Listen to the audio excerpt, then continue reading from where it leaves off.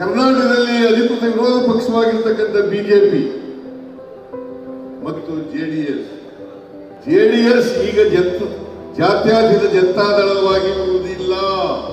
ಯಾಕೆಂತಂದ್ರೆ ಈಗ ಕಳೆದ ಲೋಕಸಭಾ ಚುನಾವಣೆಯಲ್ಲಿ ಕೋಮುವಾದಿ ಬಿಜೆಪಿ ಜೊತೆಯಲ್ಲಿ ಸೇರ್ಕೊಂಡಿದ್ದಾರೆ. ಈ ಎರಡೂ ಪಕ್ಷಗಳನ್ನ ಸೋಲಿಸಿ ನಾವು ಅಧಿಕಾರಕ್ಕೆ ಬಂದಿದ್ದೇವೆ. ಕಾಂಗ್ರೆಸ್ ಪಕ್ಷ ಇವತ್ತು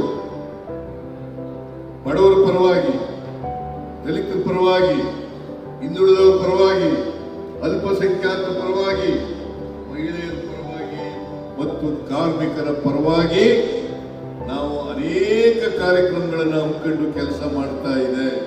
ಪ್ರಜಾಪ್ರಭುತ್ವ ಯಶಸ್ವಿ ಆಗಬೇಕಾದ್ರೆ,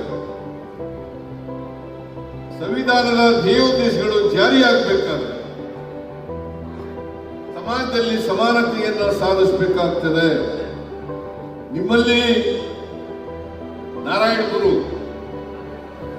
ಒಬ್ಬ ಸಂತರು, ಅವರು ಕೇರಳದವರು, ಅದೇ ರೀತಿ ಬಸವಣ್ಣವರು ಕರ್ನಾಟಕದವರು, ಇಬ್ಬರೂ ಕೂಡ ಮನುವಾದಿಗಳ ವಿರುದ್ಧವಾಗಿ ಹೋರಾಟ ಮಾಡಿದಂಥವರು. ನಾರಾಯಣ ಗುರುಗಳು ಒಂದೇ ಜಾತಿ, ಒಂದೇ ಮತ, ಒಂದೇ ದೇವರು ಅಂತೇಳಿ ಜನರಿಗೆ ಸಾರಗಳು. ಬಸವಣ್ಣವರು ಕೂಡ ಸಮಾನತೆಯ ಸಮಾಜ ಆಗಬೇಕು. ಸಮಾನತೆಯ ಸಮಾಜ ಆಗದೆ ಹೋದರೆ ರಾಜಕೀಯ ಪ್ರಜಾಪ್ರಭುತ್ವ ಯಶಸ್ವಿಯಾಗಲಿಕ್ಕೆ ಸಾಧ್ಯ ಇಲ್ಲ.